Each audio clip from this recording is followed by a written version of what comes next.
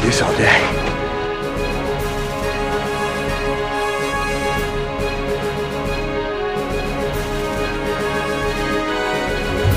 A bunch of a-holes.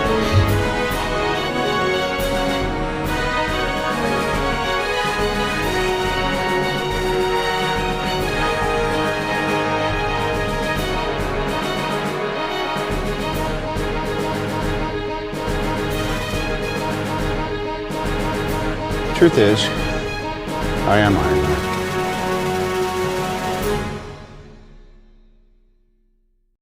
Hello and welcome back to the Infinity Saga and Beyond. My name is Jordan Wiegand, and with me today is Flag Smasher himself, Logan Stump.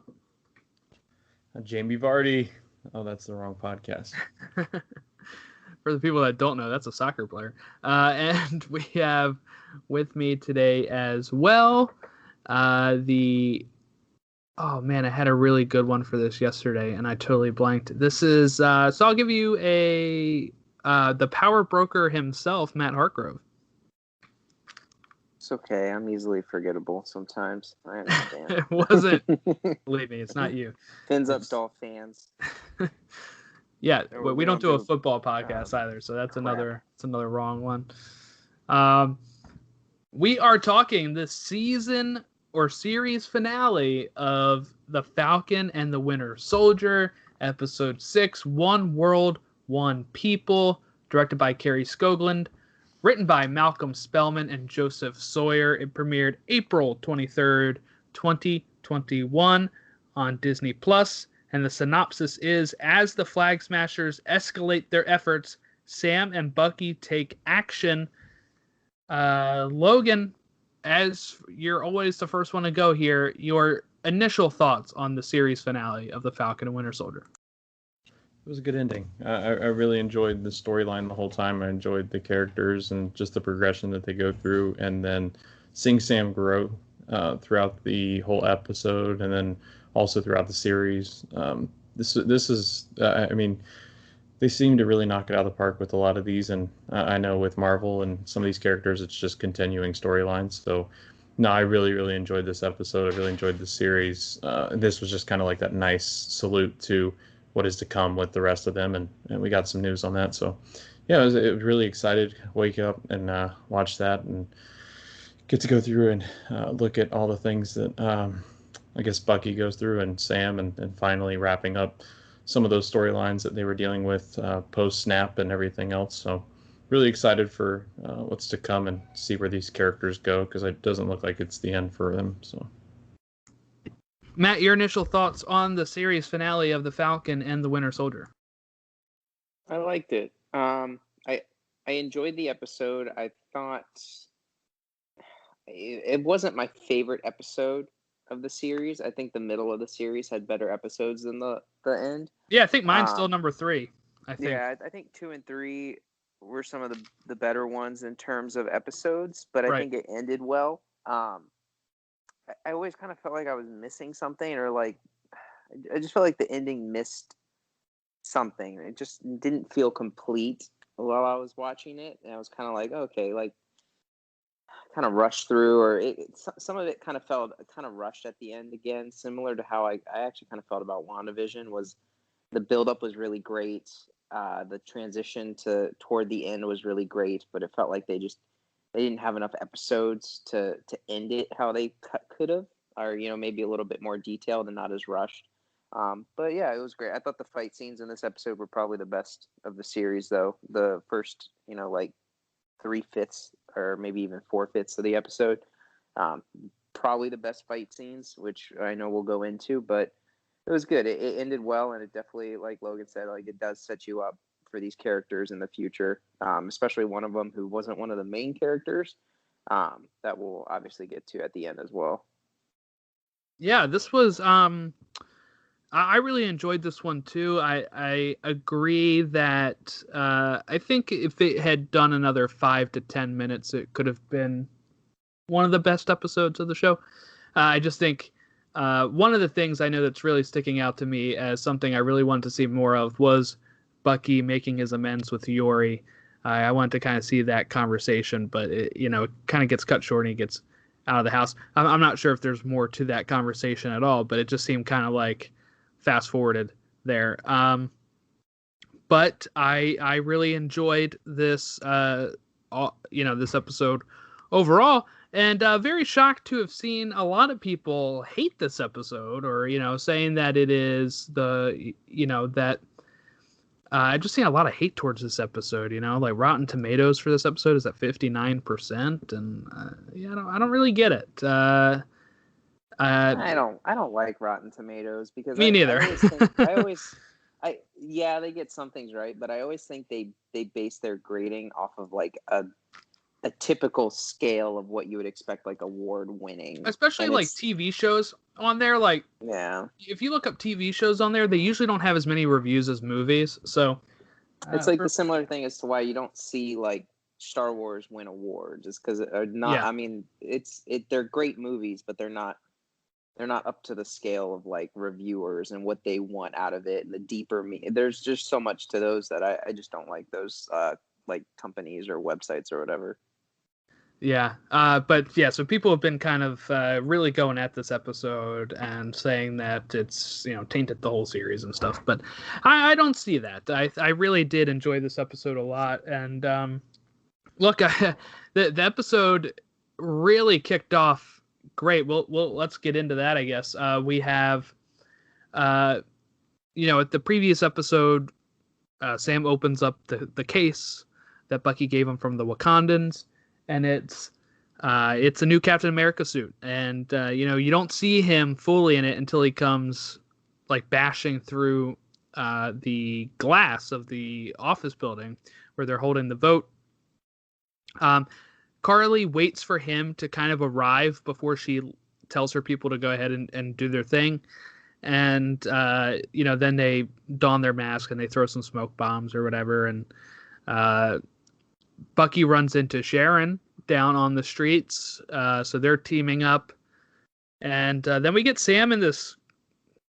This suit is just spectacular. I really, I really enjoy this suit. And cannot wait for the inevitable Funko Pop of Sam Wilson, Captain America. It looks better than the comic suit of this. It's one of the best adaptations of a comic book suit, I think, in the MCU. And it was just nice to see Sam, finally taken up. And that's why I'm so glad we get this series before it's just like we talked about last time, where it was rumored in the pre-production stages that Sam was going to appear in Far From Home, that would have felt a little bit of a shortcut there. I liked seeing his growth here and taking on some of these, on some of these issues. And Logan, I want to get your thoughts here on this Captain America Falcon-esque suit, right? It's a Captain America suit, but it's got the wings and all that. What's your take on this new suit? I love the new suit. I thought it was so well done, and it just kind of, reminiscent of Falcon and also Cap kind of blended into one. No, I really like it. I thought that they did really well with it. The wings are really long, and I don't know, the way he just kind of flies into this first scene and busts through the window. It's just, I don't know, it gave me goosebumps. I'm just really excited about everything that they did with him and kind of molding him into this new Captain America.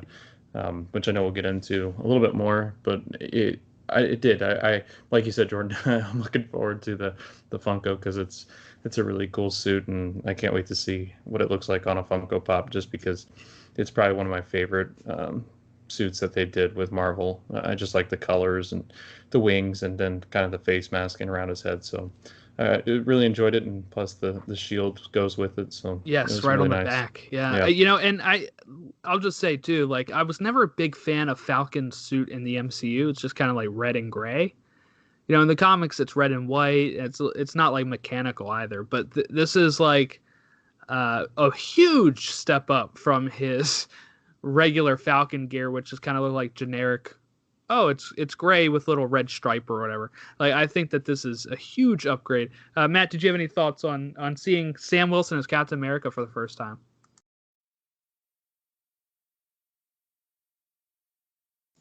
Oh, sorry about that. I was going to say, I guess not. I was turning a fan on. I was really warm. Yeah, I loved it. It was a great intro. And I actually like that we didn't like watch him put it on or anything. I kind of like that I just kind of like that it just kind of came in very Marvel movie like, where they don't really show you the part where they get ready and then all of a sudden they like pop out, kind of like Thor, in Infinity War. Like, yeah, you see him kind of get the axe, but you don't actually see like how it transforms him, and then he just pops up. I thought that was a really cool scene, and the suit was amazing. It was everything that I really wanted it to be. And yeah, it was a really great start to the episode. I did have to like kind of think it through as to what exactly was happening. I was like, okay, so who's fighting who's angry at who, and like what's kind of going on, because I felt like there was a lot of stuff happening initially. But I got through it. I was a little confused. I was a little confused as well here, actually, and I haven't watched it a second time. But what the plan was going into the building, I guess I was a little confused about. It looks like Sharon was supposed to follow specifically one person, while Bucky was supposed to make sure that nobody left the building, right? So it was a little, but then I was kind of confused on who we were following at times with the one guy, the one flag smasher that we were following, the big bald guy. And yeah, but I was able to figure it out, I guess. It wasn't too big of a thing. You know, they got all the UN people or the GRC people into the vans and they left. But we get that, fight with Sam again here against Batroc. Batroc's gone up against Captain America before. He went up against Steve in Winter Soldier. But this time, Sam doesn't have any sort of super serum, so that's going to be a little more of a challenging fight. And I think it was a challenging fight for him, and he actually just bolts, right? He's just like, okay, now I got to go. Like, the helicopter's taken off, so he has to just jump out the window and go. And I really like this whole helicopter scene where he's chasing the helicopter, then like one of the cop helicopters gets hit and he has to save them.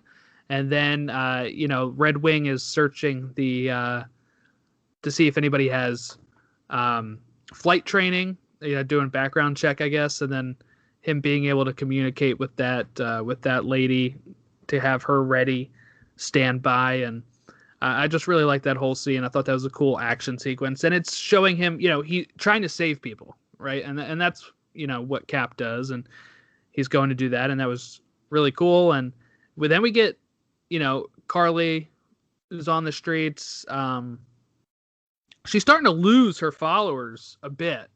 Right, Logan, here. It's like, she's like, hey, we're going to die for this cause. Like, it doesn't matter if we die, right? Like, it's going to live on. And then she's like, one world. And everybody's like, nope. and then she has to say it again, and then I guess everybody's scared about what she's going to do. So they're like, yeah, one people. Yeah, that's the saying.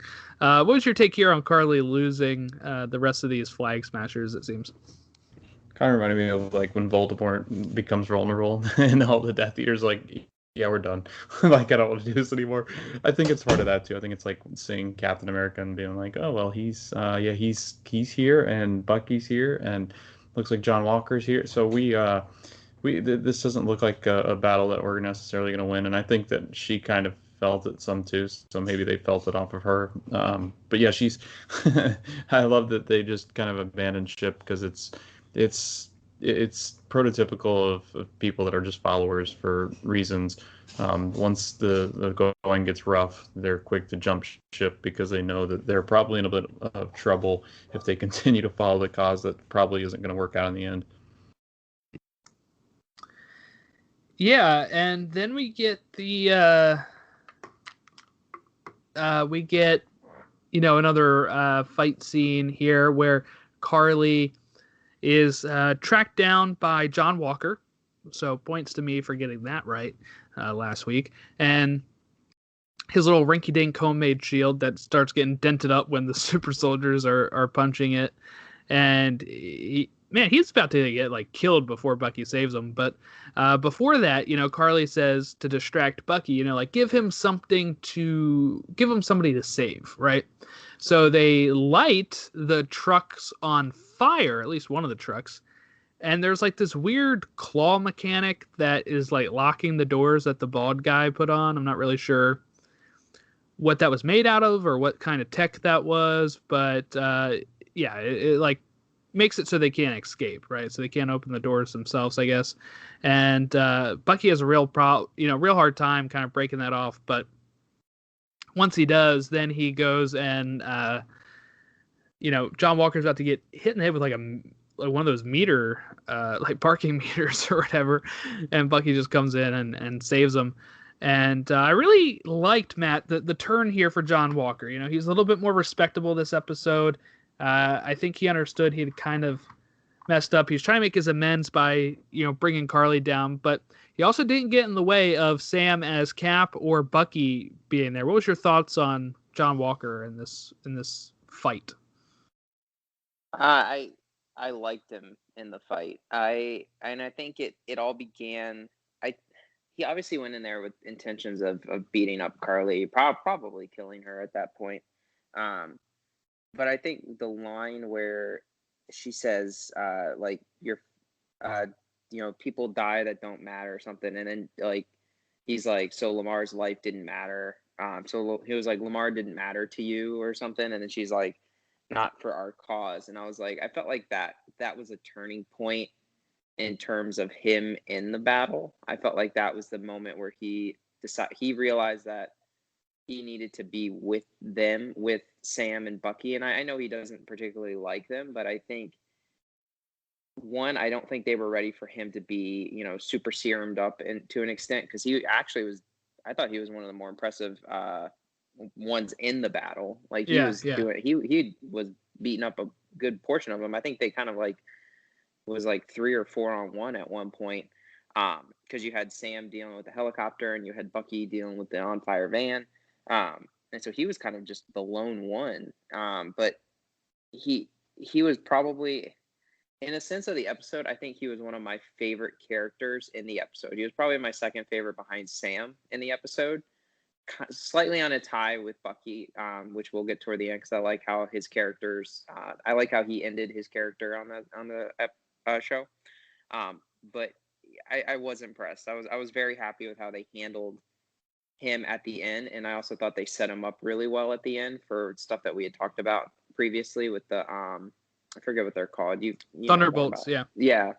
I was like, I know it's a Pokemon move. I was like, which thunder attack was it?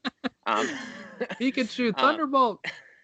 But yeah, he was really good in the episode, and he's clearly still not the best person. He's not. He is very motivated right now by revenge, but at least he took that revenge and he almost did more of a Captain America type revenge, where he battled to an extent, but not to beating them to a pulp where, they were on the edge of death with the main character. Like, that wasn't the situation with him, because he ended up, helping out with that van at the end.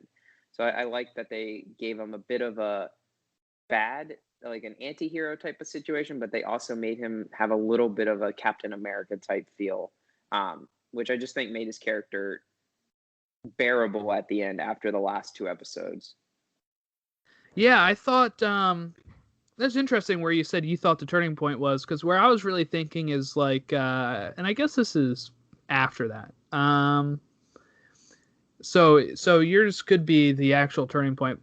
Mine is the literal turning point of when he's presented with 2 options of either taking Carly down or saving the bus or truck of politicians or whatever. And he makes the right choice there, and he kind of does this whole head shake of like, his focus type thing. But yeah, with that part where you said about Lamar was interesting, because Carly says, I really did not mean to kill him. Like, I did not want to take a life of somebody that didn't matter. I think she just worded that wrong. I don't think she meant like matter. I think she meant like she meant to the cause of what she was doing. Yeah, killing Lamar doesn't get her closer to her cause, right? Yeah, but like that's like he's gonna hear it as, and I think anyone in his situation would hear it as, oh, my friend's life didn't matter, like Yes. that, like that's ridiculous. And I think that just, I think that's what led to him making the better decisions during the Right. fight. Yeah, he might still have done it, and he probably would have, but I think that moment where he hears how she reacts and how little she cares about his life in terms of everything, because she went full blown villain. They Yeah. went from helping out the cause to, I don't care what happens, I just want this to work out. Like, I don't care who dies, tons can die, I don't care, but this needs to work. And I just think that's what kind of made him go immediately into that next turn. Yeah, so that was Logan. I want to get your thoughts here on John Walker, which we'll talk about him more at the end for the future, but just your thoughts on him kind of making this pivotal turning point to be more of a sympathetic figure, I guess, somebody that's not that you're not always rooting against. Like, he was teaming up with our guys here. Yeah, I think that just the whole series itself, I think he's gone back and forth, and I think deep down he's got a good heart. There's just times where he's angry because, he's living in shoes that he thought he had to fill, and he doesn't fill them, and people don't think that he, rises to the expectations of being Captain America. So then he's kind of dethroned, and I think he comes full circle, and he understands just the value and having people that you can depend on, and him being somebody you can depend on too. I think a lot of that conversation has to do with Val, but earlier in the series, where I think he felt like he didn't have a cause, but now he feels that he kind of does have this place in society where he doesn't have to be viewed upon as a failure or anything like that. So I think that this was definitely a turning point, and I agree with Matt. I thought that was a good comment about the turning point in which he takes on, because I feel like he turns, and you kind of needed to see him do the turn, because I think coming up in the future you're going to get to see him in a kind of a new light and interacting with different characters that we have grown to love, and I think that he'll have some interaction with people going forward that he needed to, I guess, present himself in a positive way. And it's kind of like a rebound where he was trying to do the right thing, by helping Sam and Bucky. So I think that was a big thing, and really kind of realizing his place is kind of the issue. And I think he finally is starting to feel again. So I thought that was a good, I just thought it was written really well in this sequence. Yeah, so I think something that you brought up there was interesting too, that I didn't really think about, is where you talked about the having shoes to fill. Like, we talked about that, when he originally had his snap or whatever. Right. But I think that might be why you get that turning point, is when you see Sam, why I think he'll be better going forward, right? Because when you have him with seeing Sam as Cap, seeing getting over, Carly's now gone, he's not going to go by Captain America. They're giving him the code name U.S. Agent, like I said has been comic book for John Walker before. And I think that might help get that off of his back, right? Like, I don't have to be Captain America now. I am my own thing, right? Like, I am U.S. Agent, and that is different, right? So I think that might help him going forward as well. And I'm really excited to see how that, how they pan that out at some point. So at the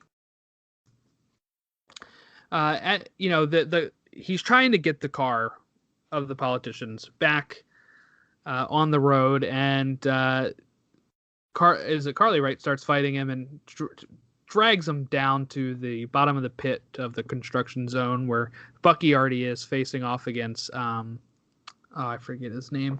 I guess it's not super, like, they don't say his name too much in the show, but I am blanking on it. Starts with a D. No. I'm gonna cut all this out. Is he the one with the long hair? Yeah, Dovich. Yeah. Aha, I would have never remembered that. Okay, Dovich. Dovich is at the bottom of the pit fighting Bucky, and then Walker falls down there, and the car is starting to fall. And that's when you get Sam, and people are probably like, how can Sam save this thing? He doesn't have the super soldier serum. Well, there you go. He's got, the jetpack on the back of his wings.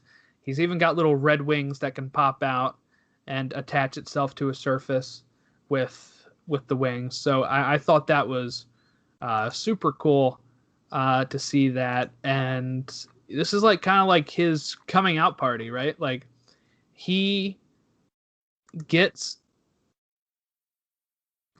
he gets like notoriety at this point, and people are seeing him. The one guy says, "Hey, that's Black Falcon."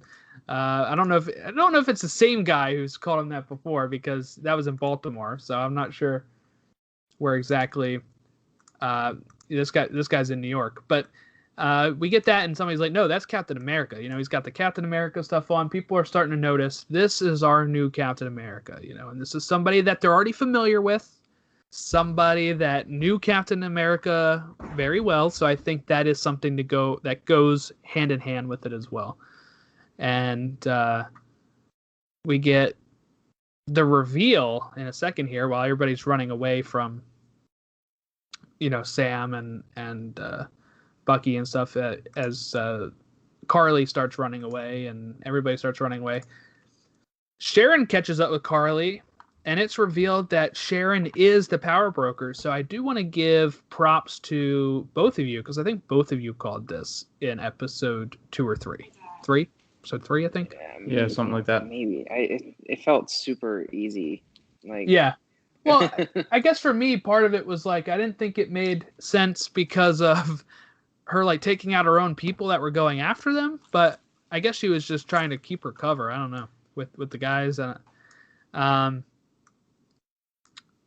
But I'm sure there's some sort of explanation there at some point. So she somehow has taken over this position. People are calling... Look, there's simple explanations for everything. So people are like, how is she a power broker after 6 months back from the blip? Because some people think she's snapped because in Endgame it shows her picture as one of the missing people. That just means that they weren't able to locate her. Doesn't mean that she was snapped, right?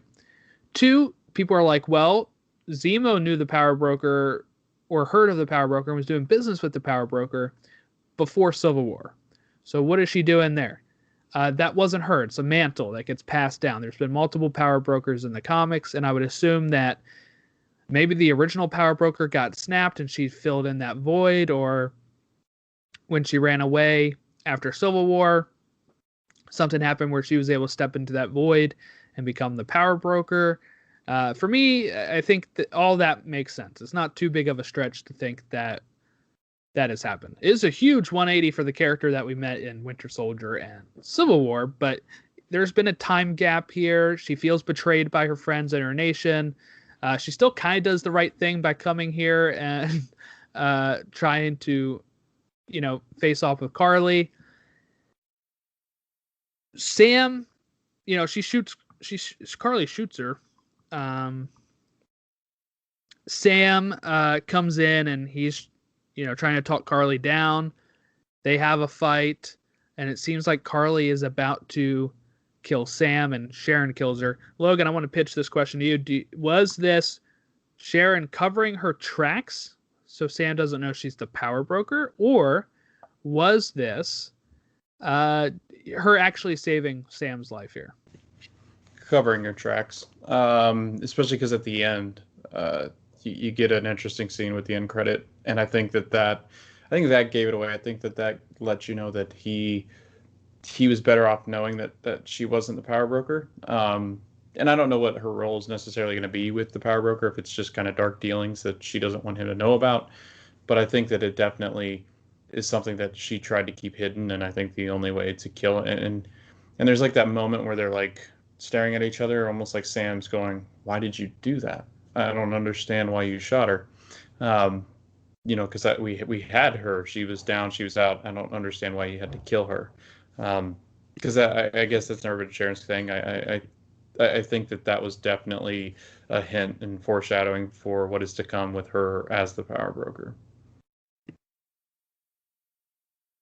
What do you think, Matt? Was it, because I think maybe it's a little bit of both. I think that she was saving Sam, but I think it's also one of those things where it's like, I was gonna kill Carly anyway at one point because of her knowing I'm the power broker. But what was your take on that? I was really intrigued why Carly just didn't scream out, "She's the power broker."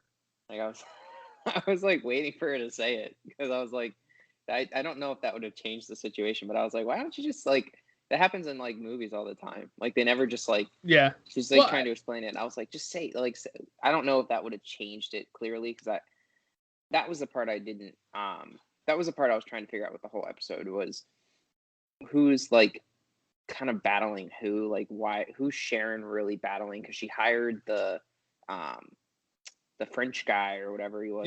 Like she hired him, but like, he was battling with Carly to take down Sam, and I was like, who's actually like who's on whose side at this point? But yeah, I think she was just covering her tracks. But I think she was covering her tracks, but at the same time, covering her tracks assisted in getting rid of a problem she had because she clearly wanted her gone, and it just so happened that killing Carly killed two birds with one stone. She wins the battle against, her. It sounded like she was almost like a protege of Sharon. And then like maybe she would become the next power broker or something. Yeah, so it's like she betrayed her. She took all the, the super serums. Kind of odd that Sharon was like really big into it because it seemed like she didn't really enjoy the thought of super soldiers, especially because they kind of screwed her over initially. But the entire scene is, and even with Sam and Carly, I was like, Sam like wanted to like save Carly, and he never really got too much of that, which was a little bit interesting. Sorry, give me a second. Dog's barking. Aurora agrees or disagrees with you, I guess. I think someone opened the door to our apartment next door, and she flips out. Crap, where was I? Where was I? Do you guys remember? I don't remember now. But yeah, I think she was covering her tracks with it, but at the same time, it works out for her because she wins the battle against her new enemy protege that went against her, but also it allowed them to never know that she's the power broker, so she can, as kind of Logan said, like the end credit scene, I think is a big deal because if they had known she's the power broker, the end scene credit probably doesn't make sense or doesn't happen. So she gets to keep the secret while also winning her battle against the person she hates. Yeah, so Carly's dead at that point. Sam flies her over to where everybody is, and everybody's saved. The politicians are saved, and they're ready to just continue onward with exactly their same plans that they were doing. And that's when Sam has this speech of like, why don't we take a moment here and just think about why they're doing what they're doing? And if you continue your course, then you're only going to lead to a 2.0 version of Carly, which could be even worse, right? Because Sam knows that Carly back in Latvia could have been talked down if John Walker hadn't interrupted, but maybe the next person wouldn't be, and I do want to ask you this. We'll start with Logan here. When the people are getting into, when the bad guys are caught, and John Walker helps lead them to get caught, right? He doesn't kill them, and he has a whole line that's quoting Lincoln, I think, right, about mercy.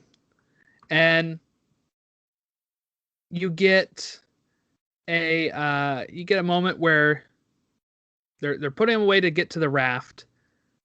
Their truck blows up, and we find out it's Zemo's butler who blows him up. But before they do so, the cop who's putting them in there says, "One world, one people." Is this the next Hail Hydra, Logan? Or is there going to be more of these flag smashers, or is this squashed after Sam's speech? That's what I want to know. Yeah, I feel like this is a build-up for more to come about people that are coming up out of the woodwork to kind of justify this flag smasher idea that that it's one world, one people, and we can do everything against this government. It's a government that they don't trust, and it's, I think it's building up to an interesting point where I think you're going to have a lot of these people that are kind of working as double agents in a way, and not really double agents, but maybe not having a clear direction as to if they're good or bad. I mean, you're going to have the Thunderbolts and Zemo and them, and I think having them, and then Sam and Bucky also having like this dark side of him.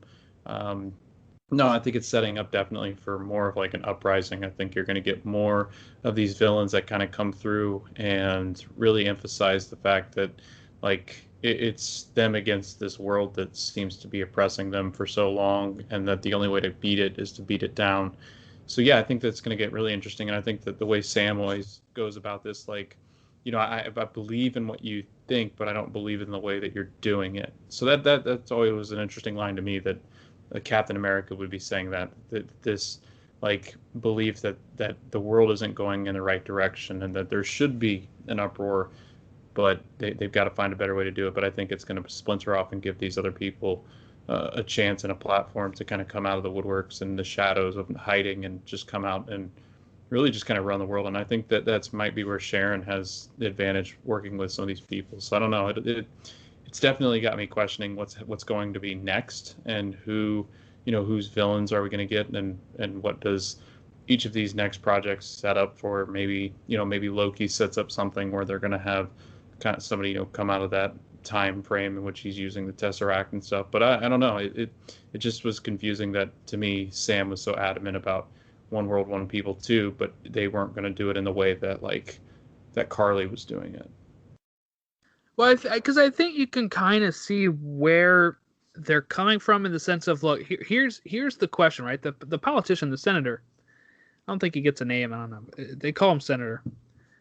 Has this question to Sam of, because I do think Sam maybe unfairly calls him out a bit by saying, it doesn't seem as simple as what Sam was saying, right? Because these are half of 7 billion people coming back, right? So that's going to be a problem.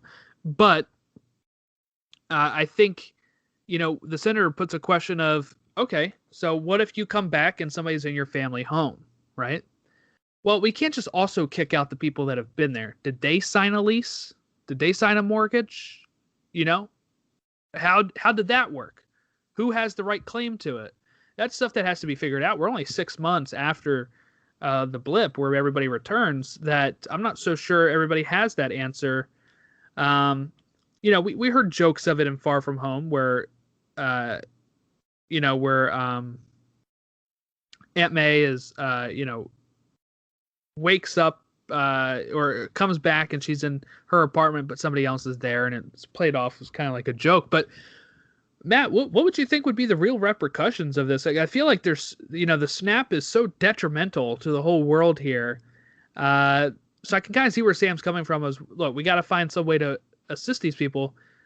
And I think the senator's question is kind of fair with, well, what happens if they're in your home? But also I think the question has to be, well, are they just squatting in my home, or did they sign something too? And that has to be, I guess, taken up through some sort of court or something. I don't know. I mean, any thoughts on this, on Sam's speech, or the ramifications of everybody coming back? God, honestly, when I was watching, I was like, I'm so happy that I'm not the one that would ever have to make this decision. It's tough. It's tough. You're screwing somebody, no matter what. And it was a good speech. It's hard to really. It's such a different time, because that would be something the world would never know what to do. In all honesty, I don't think anyone would have a perfect idea at that point, because 5 years. I would have to assume you had to have signed something. Like, if half the world was gone, you still had people. I would assume there were still people, but we really don't know. Stuff, yeah, we don't know really anything about the blip besides like bits and pieces, and we don't know really anything about the first four, like almost probably like the first 4 months or 4 years and like 11 months. Like, it feels like we saw the very end of it.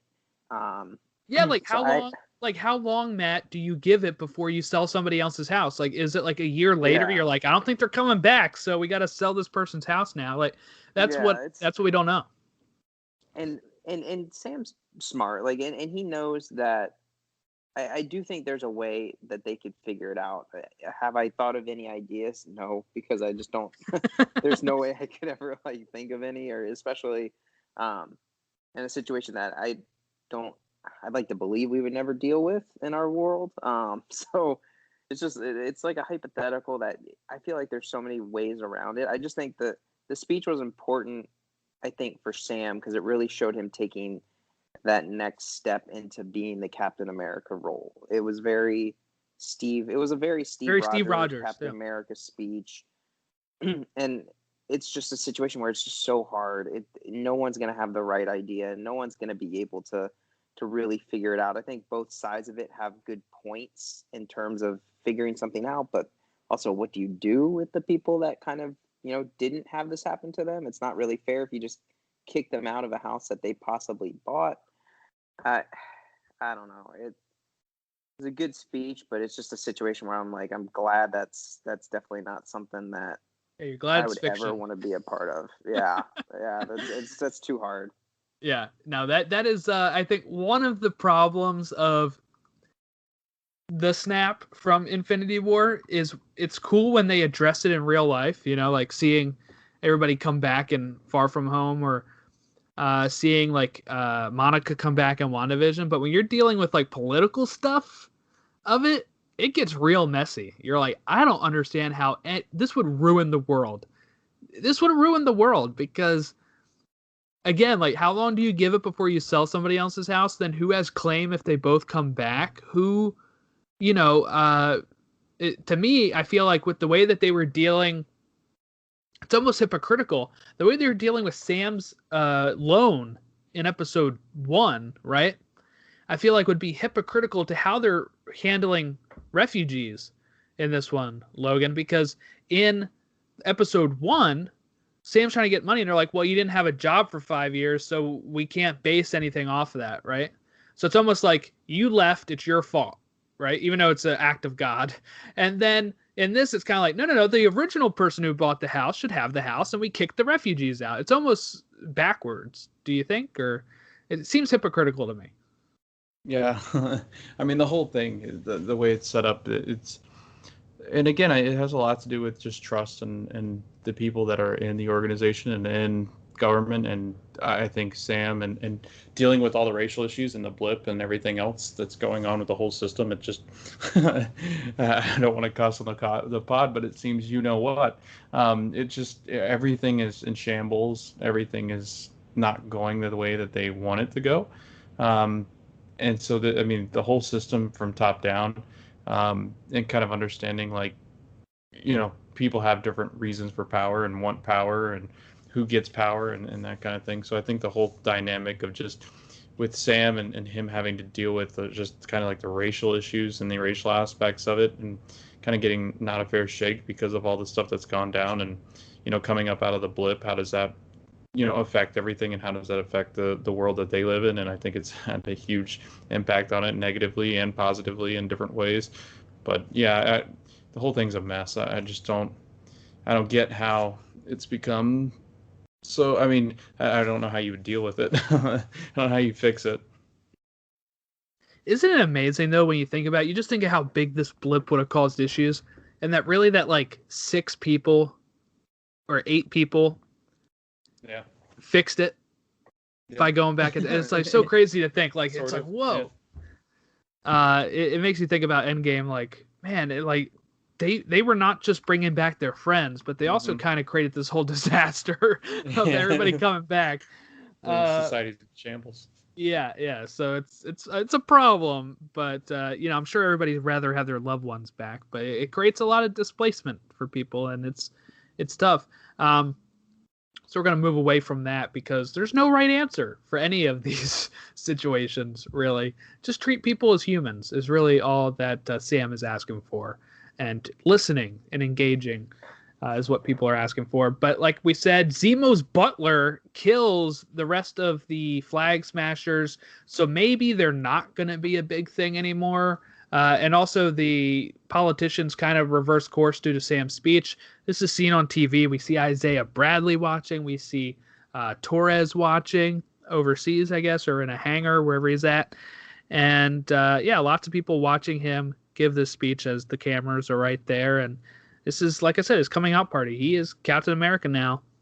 And you get this look in Bucky's eyes when he sees Sam, saving the day at some point, and he's just so proud. And it's they've come a long way as well in their relationship. But what I want to get to first, I want to kind of I want to get through the rest of the episode then, and then we can kind of just talk broad stuff about what's going on in it, because we get,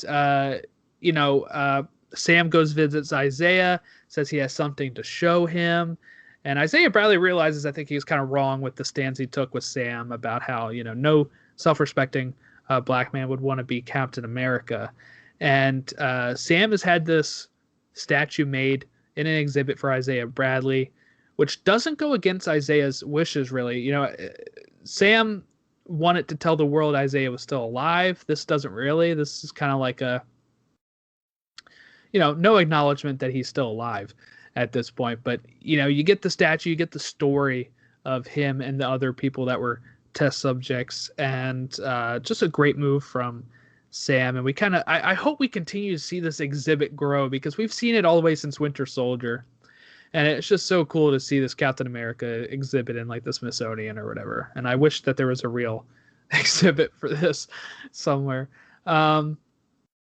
This is where we get Val giving Walker the new uniform and codename U.S. Agent. Like I said in the comics, I think a few episodes ago, his suit's usually black and red. Like black, red, and white, or black and red. So that is that's cool. So we get that, and like I said, maybe he is going to be a little looser now that he's like looser, like good way, not bad way, like a loose cannon, not like that, but like a loose.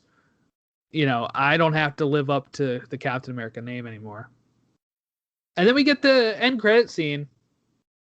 Oh, let's go back to that, because then we get Sam with his fishing boat. The dock is full. People are coming to take pictures with him. You got Bucky hanging 2 kids off of his arm, and, no problem for him, off his metal arm. And just really good closure on those two. And then we get the Bucky, with Yori scene, and him sending a letter to his therapist saying, with the book in there, everybody's names crossed off. He's finally able to move on. And then before the end credit scene, we actually get the series retitled on screen as Captain America and the Winter Soldier, which is a really nice touch. And then in the end credit scene, we get Sharon Carter rejoining the CIA. She calls somebody when she gets out and says, hey, guess what? I'm back to my old post, but I'm going to use it to get some government secrets and resources. So I think that's setting something up. And this is what I want to ask you guys. We'll start with Matt this time. There's a show coming out soon that we talked about on our Disney Plus day, whatever, Investor Day recap when you were on in like December. It's called Armor Wars. It's supposed to be starring Don Cheadle. And, what if if Stark's tech get in the wrong hands? And part of me wondered, is this related to Sharon Carter as the power broker now? Like, she's going to get government secrets. Maybe she gets information about Tony's tech, or she tries to sell it and that gets into the wrong hands. Or is this more of a thunderbolt? She's going to join up with John Walker and Zemo and these other people and, do her own thing. Any thoughts, Matt, on where you see Sharon's storyline going? Oof, man, December feels so long ago. 4 months ago, yeah. Watching it felt like it felt like its own thing. And the reason why is that she already has her own. Now the show with Don Cheadle, what was it again? You said the name? Armor Wars. Armor Wars. It's like Storage Wars. With you bringing up that, yes, that actually makes, in my mind, a little bit more of a possibility than her linking up with Zemo. And the reason being more so, I think, is that she has her own people, and I think she wants to kind of be the one running it. I think everything with U.S. Agent works because isn't he in the Thunderbolts or like a part of it? Or I think I'm not sure if he always is, but I think he could definitely be in the MCU.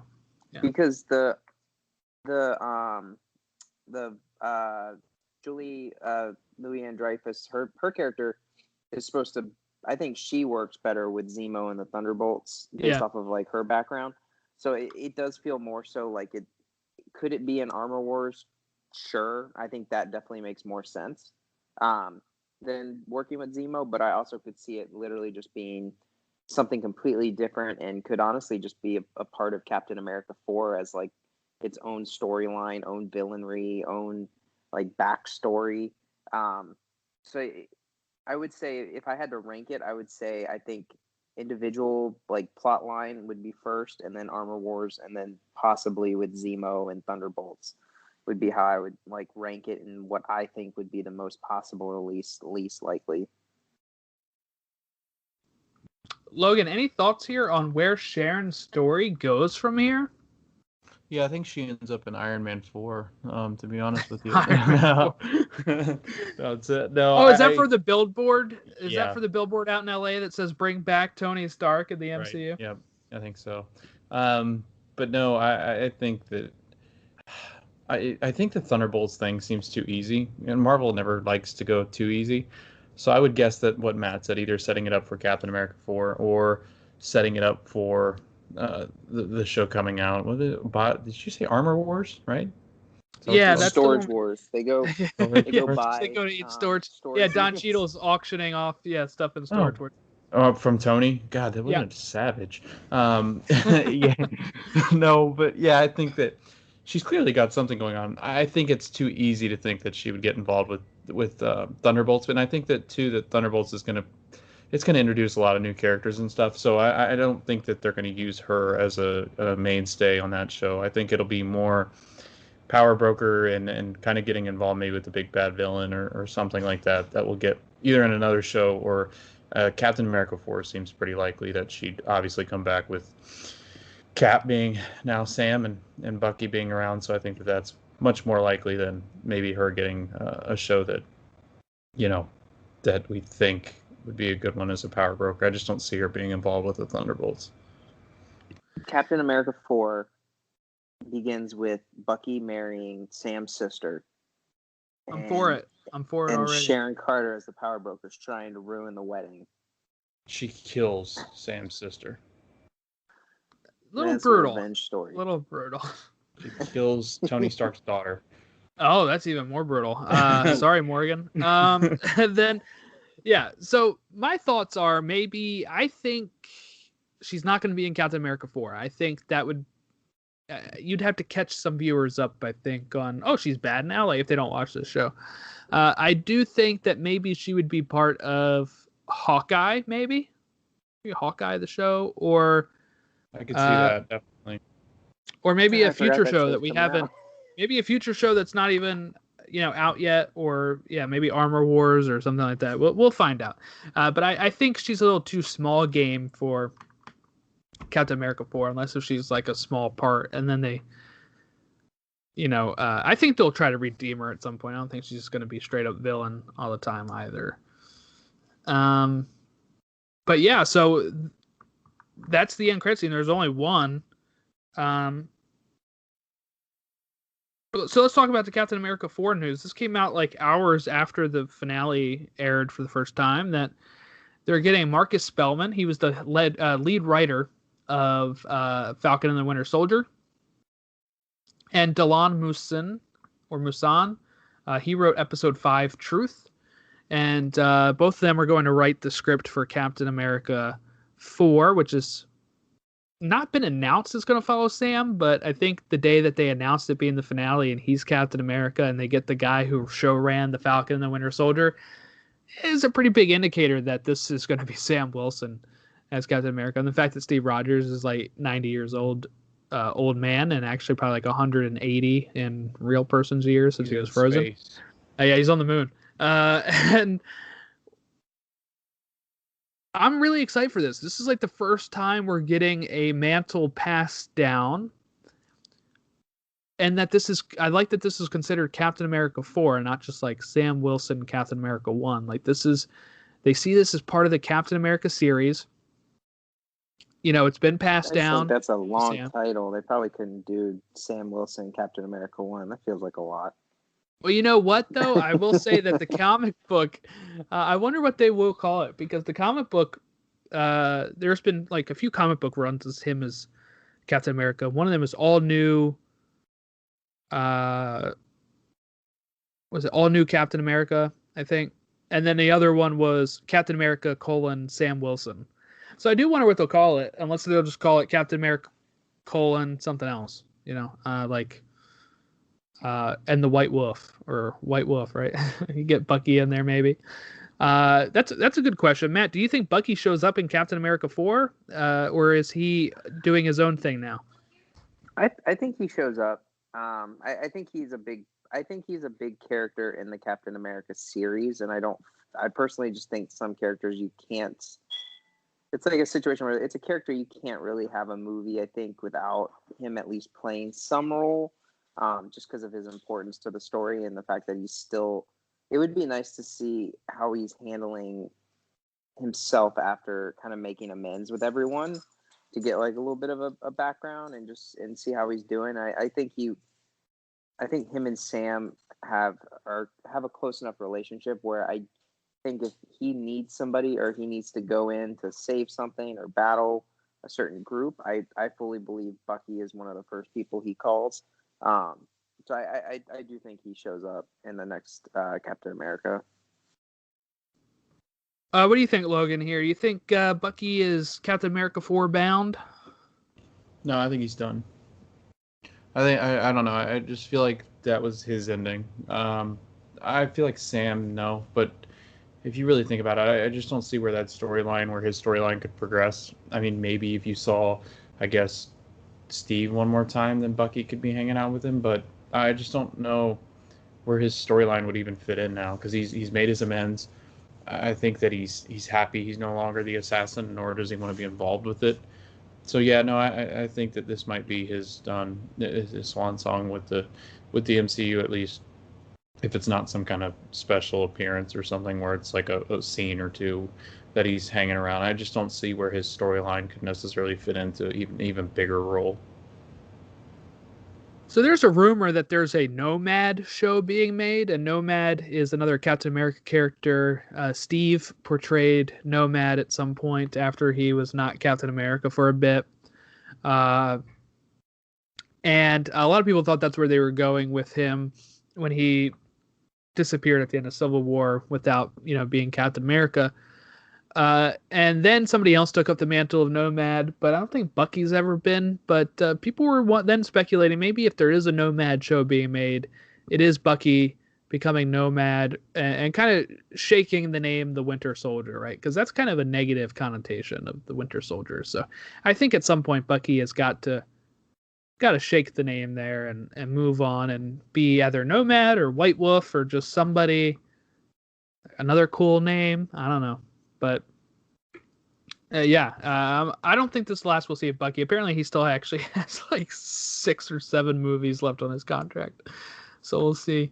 We'll see if he's in any other further movies. Any other thoughts here on this show or the series? What was anybody takes on the show changing names at the end scene here, or anything else anybody wants to talk about?